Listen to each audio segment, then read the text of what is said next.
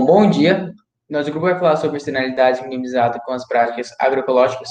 Temos como docente a professora Kathleen Oliveira e como os integrantes do grupo, Aline Prussiano, Emily Galete, Guilherme Vaiza, Janesly Ferreira e Adriel Ferreira. Bom, eu vou iniciar falando o que são as externalidades. As externalidades são efeitos sociais, econômicos e ambientais indiretamente causados pela produção ou pelo uso de um produto ou serviço. As externalidades elas são divididas de dois modos, o lado positivo e o ponto negativo. Eu vou dar uma breve exemplo aqui em relação a isso, que é o uso dos agrotóxicos, dos inseticidas. A prática dos inseticidas, ela pode ser um ganho positivo para os agricultores, que ele vai ter um controle mais eficaz, vai diminuir a mão de obra e vai ser um ganho em relação a custos. Só que vai ter um lado negativo em relação ao solo, ao subsolo, e também como ele vai acabar usando inseticidas, ele não vai matar determinado inseto, mas sim a maioria que estiver presente naquele local, ele pode acabar matando muito uma espécie que se alimentava de outra, assim, diminuindo uma espécie e tendo um controle desenfreado de outra. Então, temos os lados positivos e os negativos. A agroecologia, ela entra dentro desse sistema para tentar minimizar de uma forma positiva isso, como o uso de rotação de cultura. Assim, nós vamos ter diferentes tipos de meios de plantas de cultivares dentro daquele meio, assim tendo diferentes espécies de insetos e predadores de determinados insetos, assim formando uma teia alimentar, porque cada inseto ele vai preferir um tipo de planta, um tipo de cultivar diferente. Assim vamos ter diversificados números de espécies dentro daquele ambiente, assim formando uma teia alimentar e tendo um controle natural dos insetos. Então, tipo assim, não vai ter nenhuma população maior do que a outra, assim causando danos àquele meio de cultura. Aqui nós podemos ver duas imagens relacionadas aos pontos positivos, que nós tivemos rotação de cultura, nós vai ter frutos melhores, mais saudáveis, mais bonitos, e as partes negativas com o uso de agrotóxicos, que pode ser benéficos e maléficos, tanto ao meio ambiente como até à própria prática humana. Vou falar um pouco aqui quando começou a ser observado as externalidades. Bom, em 1920, Arthur Serge Pingot, um economista inglês, apresentou em seu livro uma das primeiras ideias sobre o conceito de externalidades. Desse modo, ele observou que as empresas perseguiam seus próprios interesses e não levavam em consideração custos externos. Exemplo, uma empresa ela ia para determinada região, uma determinada área que ainda não existia um meio lá, e ela acabaria sendo um ponto positivo em relação a isso, por conta que ia diminuir os preços e os custos daquela região de determinado produto que seria fabricado lá, porque não teria transporte, não teria que vir de outros meios, aumentaria a geração de emprego naquela região, porém, as casas vizinhas em relação àquela empresa teriam um ponto negativo, por conta que, se for uma fábrica de ração, teria um mau cheiro, teria restos químicos naquele meio, então o meio ambiente iria sofrer e as pessoas em volta daquela região teriam suas propriedades desvalorizadas em relação a isso. Eu vou falar sobre ações agroecológicas que beneficiam o meio ambiente. Eu escolhi para falar sobre adubação verde e sobre aeroponia. Bom, a adubação verde é uma técnica que promove a reciclagem de nutrientes do solo, prática que adiciona plantas leguminosas ou gramíneas no solo, com a intenção de enriquecê-lo. Essa técnica recupera solos degradados, melhora solos pobres e também conserva os solos que já são altamente produtivos.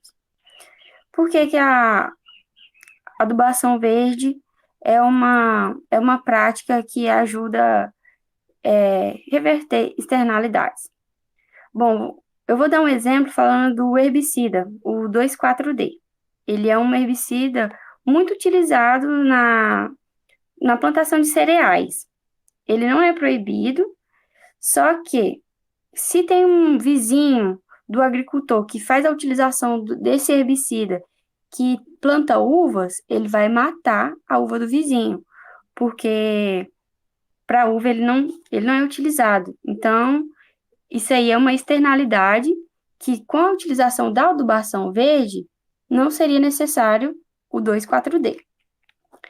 A aeroponia é uma técnica que consiste em manter as plantas suspensas no ar, apoiadas pelo colo das raízes, recebendo diretamente nas raízes gotículas ou névoas com solução nutritiva. Ela é uma técnica de produção sustentável, ela otimiza espaço e tempo também. Ela também é muito importante porque ela, além de ser forma de produção sustentável, ela usa 95% menos água, não faz a utilização nem de pesticida ou de herbicida. E 70% da contaminação da nossa água doce vem do agro. Então, uma forma de plantio que não faça uso nem de herbicida e nem de pesticida seria uma produção muito boa, né, para o nosso planeta. Uma nova forma de alimentar sem destruir o planeta. Então, dando continuidade no trabalho, vou estar falando sobre o crescimento e a evolução da sojicultura. Então, foi um processo evolutivo que no Brasil ele teve início nos anos de 1941, quando foi implantado primeiramente a cultura aqui, e só em 2015 que ele se estabeleceu como uma cultura de importância econômica.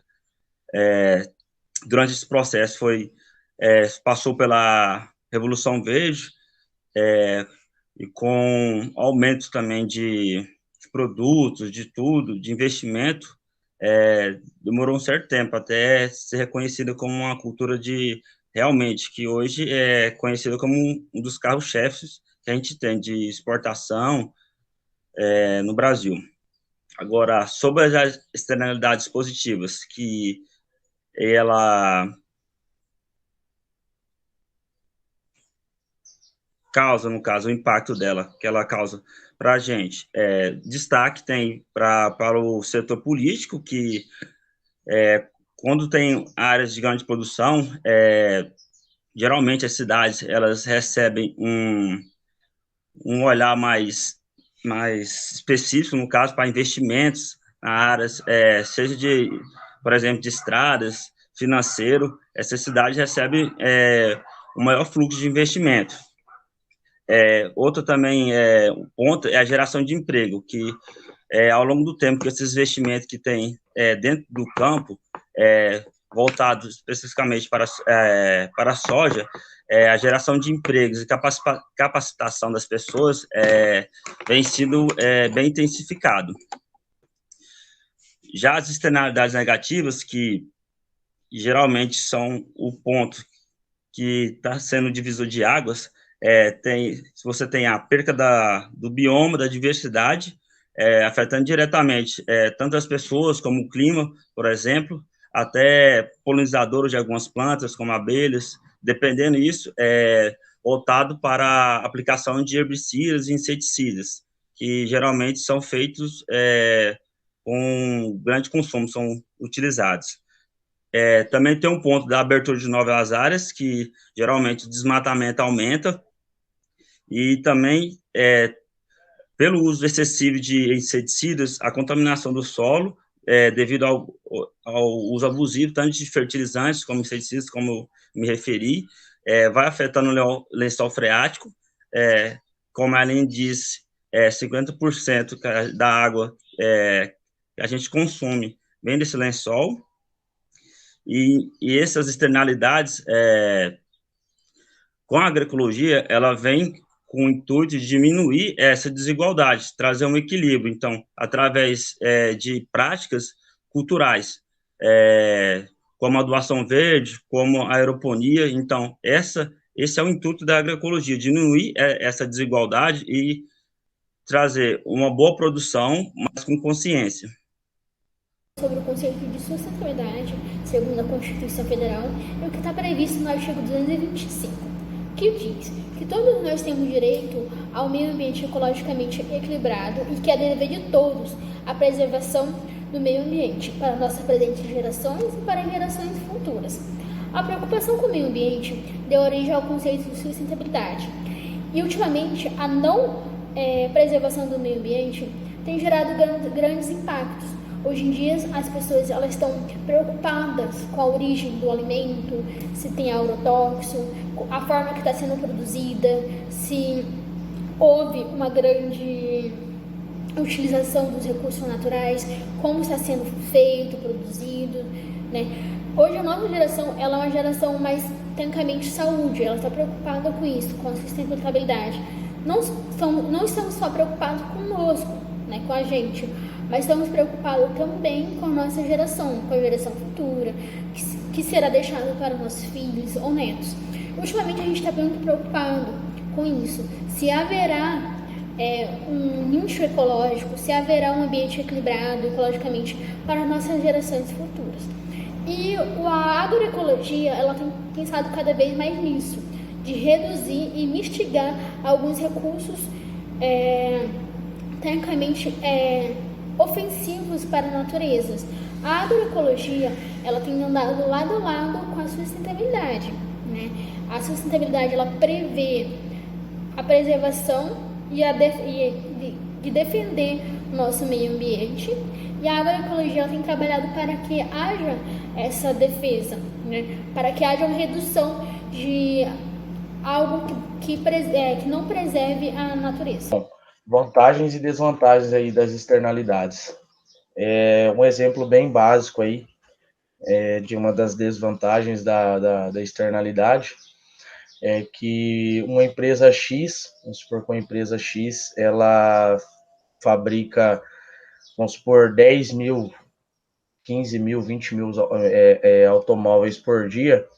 A externalidade, então, ela vai estar desde dos médicos que cuidam aí dos funcionários que estão lá extraindo aço, extraindo ferro, extraindo, então, a matéria-prima para fazer a estrutura do carro, e vai até os médicos que estão cuidando das pessoas na rua, que estão inalando a fumaça através da queima de combustível dos carros.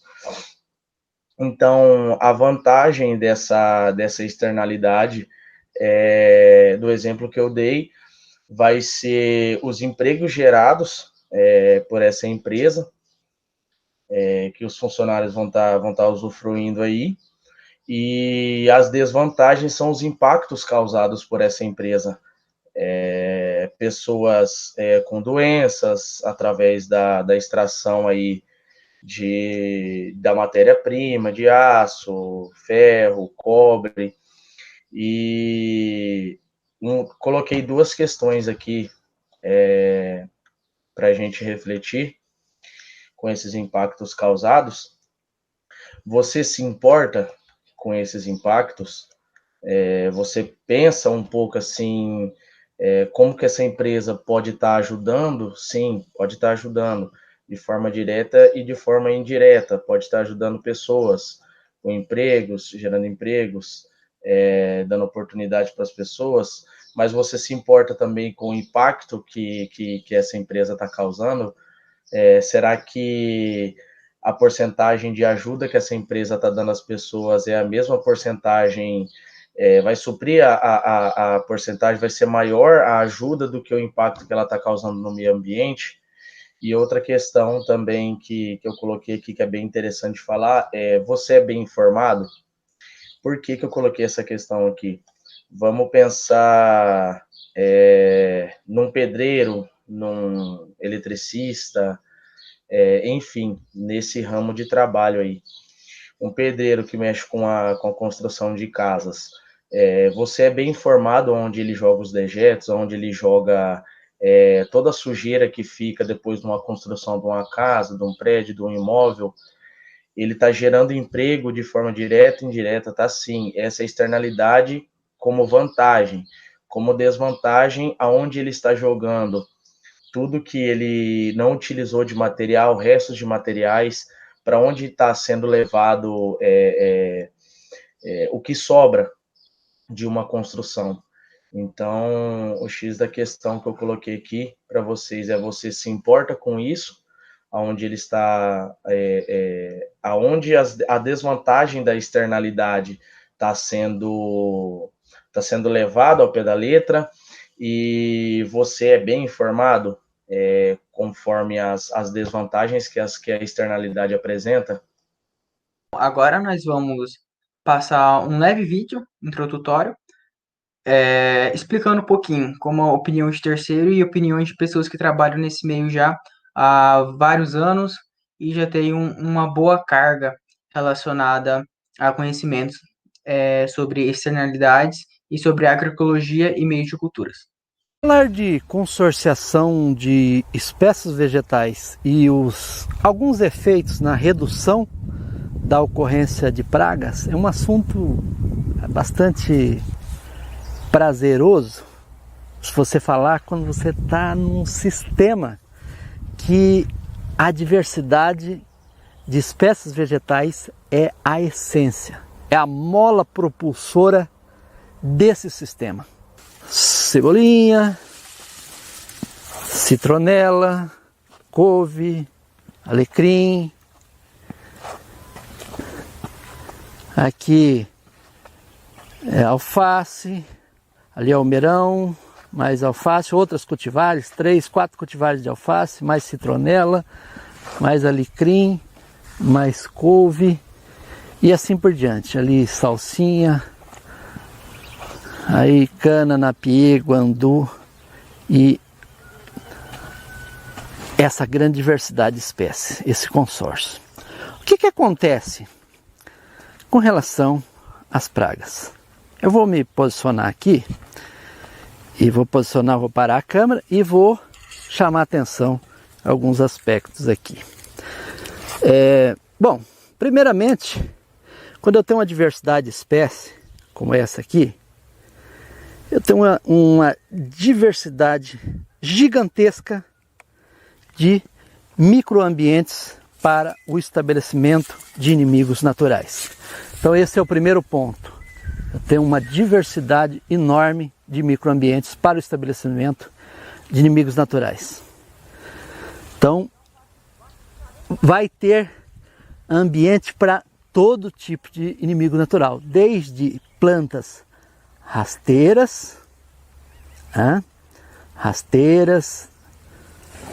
arbustos, árvores, então com as mais diversas características. Então, estabelecimento dos inimigos naturais para poder estar se alimentando das espécies chamadas pragas, das espécies que se alimentam de plantas vivas.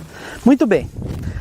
Um outro ponto que eu gostaria de chamar a atenção, isso é pouquíssimo abordado, eu gosto muito de chamar a atenção, e quando eu estou no ambiente disso aqui, para mim, para eu falar desse assunto é algo fantástico. Os insetos se comunicam, olha, isso me arrepia, até emociona. Pela essência de um ambiente diversificado que possibilita múltiplos processos naturais sendo favorecidos o tempo todo. E esse aqui, em especial, aí chamando a atenção que os insetos, por exemplo, se comunicam pelo cheiro, majoritariamente pelo cheiro. Então, o que acontece? Nós já comentamos sobre esse assunto falando de quebra-vento. Eu vou reiterar mais. Eu vou chamar a atenção. Imagina, eu estou aqui junto a uma citronela. Para mim, o cheiro é muito forte. É forte, delicioso. O alecrim aqui do lado, cheiro fantástico. O cheiro do couve já é muito mais suave. Do almeirão, do alface, da cebolinha já é forte. E assim por diante. Mas cada espécie tem o seu cheiro peculiar. Nós, seres humanos, temos uma baixa capacidade de sentir esse cheiro em relação, por exemplo, a um inseto. Então, o que acontece? Cada inseto, eu comentei isso quando eu falei de quebra-ventos, tem os seus alimentos preferidos. Então, se o inseto está aqui, o alimento preferido dele está lá. Para ele perceber, para ele localizar, é pelo cheiro, ele não enxerga. E agora você imagina, aí eu vou usar um termo, o cheiro da confusão. todas as plantas emitindo cheiros. Todas as plantas emitindo cheiros. Sejam elas cultivadas para geração de renda, sejam plantas espontâneas que estão aqui no meio da área de cultivo, são as plantas medicinais, são as plantas aromáticas, são as espécies quebra-vento, são as outras espécies aqui do lado, flores, né, como essa aqui. Para mim, não tem quase cheiro, mas os insetos sentem. Os insetos sentem. E dá exemplo das frutíferas que estão do lado, as arbóreas aqui. Então, se estão emitindo cheiro, como que aqueles insetos que estão aqui para encontrar o seu alimento preferido do outro lado, ela não vai conseguir localizar o alimento preferido, porque os cheiros o confundem, bagunça a vida dos insetos. Então, por isso que eu falo o cheiro da confusão. Então, ele vai ter muito mais dificuldade para encontrar os seus alimentos preferidos, vai demorar muito mais, vai gastar muito mais energia, vai conseguir se alimentar muito menos, vai reproduzir muito menos e vai gerar muito menos descendentes e, consequentemente, vai ter uma grande redução populacional. Aliado à questão dos inimigos naturais, que vão ter em abundância, dada a grande diversidade de microambientes, níveis populacionais baixíssimos de organismos considerados pragas. É por isso que o agricultor, por essa e outras razões, mas essa é fundamental, que ele quase não usa a aplicação de extrato de plantas para controle de insetos e nem doença. Um outro aspecto que eu gostaria de chamar a atenção também, da mesma maneira que a gente bagunça a vida dos insetos, por exemplo, para alimentação, também para reprodução. Eles se comunicam pelo cheiro para encontrar o parceiro ou a parceira.